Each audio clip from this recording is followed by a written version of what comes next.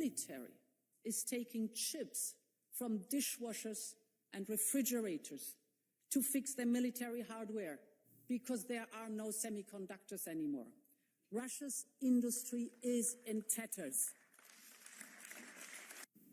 Europe is ready to assume its responsibilities.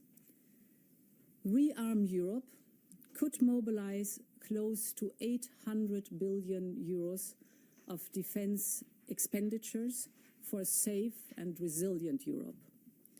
We will, of course, continue working closely with our partners in NATO. This is a moment for Europe, and we are ready to step up. In intelligence sharing with Ukraine as part of his suspension of military assistance to Kyiv.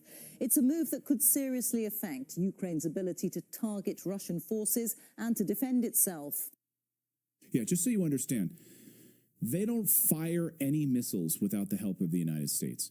They don't track Russian forces. They don't launch HIMARS without the express use of American intelligence to launch all of it. So when Donald Trump cuts off your intelligence funnel, that means you can't target anything. Game over. According to the Washington Post, the sharing of intelligence, striking these targets, it's game over. So now you're shooting in the dark. And so when Putin thought that they would, end this war in like a few days or a few weeks, all of your missiles for you. Right. And that President Trump views this as a protracted, stalemated conflict. And frankly, it's a proxy war between nuclear powers, the United States helping Ukraine and Russia. And it needs to come to an end. And no one has any idea or any plan to bring it to an end. The plan of the Ukrainians up to now and their allies on Capitol Hill and the people you talk to in other countries is, let's just keep giving them as much as they need for as long as it takes. That's not a strategy. Legal status of 240,000 Ukrainians. 240,000 Ukrainians right now. The cocaine-sniffing troll Zelensky, of course, was there in Brussels, of course, today to ask for more money, for more weapons, to thank them for not ending the war. Those were his words. The unelected leader of Europe, Ursula von der Leyen, was also on hand to tell us how important attacking Russia really is. And she announced the new Rearm Europe plan. Assassination of the United States president. So this is Vadim Karapak, who said, "Where is Harvey Oswald now, when the country needs him so badly?" And more than one calling for the assassination of President Trump. So that's one of Zelensky's state-run media hosts there calling for the assassination of President Trump. So I to work with Donald Trump on tariffs. Instead, he's trying to campaign on it, and Trump knows it.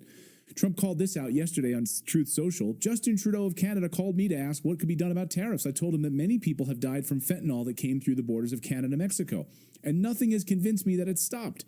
He said that's gotten better. And I said, that's not using this issue to stay in power.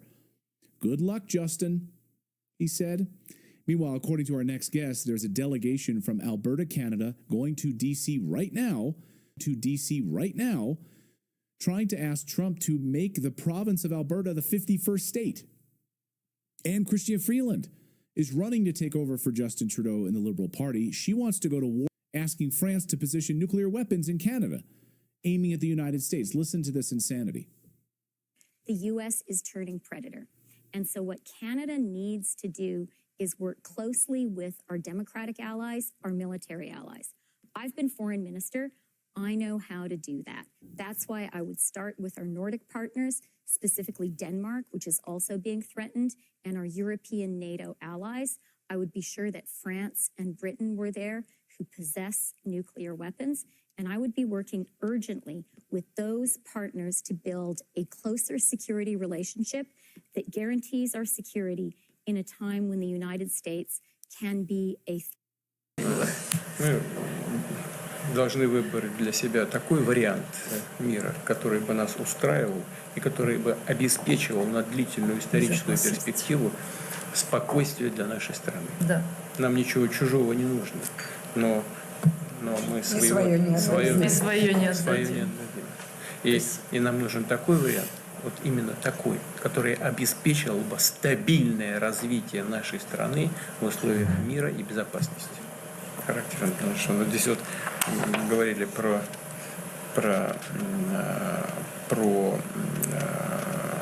Смоленск, про музей там еще со времен Наполеона, нашествия Наполеона. Он до сих пор кому-то не имется. Есть еще люди, которые хотят вернуться к временам Наполеона, забывают, чем это закончилось. Я уже много раз говорил о том, что для страны, для Родины, для народа нашего не важно, как человек оказался на передовой, важно, что он там есть и пришел туда на самом деле добровольно и сражается за Родину. Поэтому это то же самое касается и статуса боевых действий. Мы обязательно это исправим. Я здесь не вижу никаких проблем. Вы знаете, сегодня хотел бы вручить вам звезду героя, которая была присуждена вашему мужу за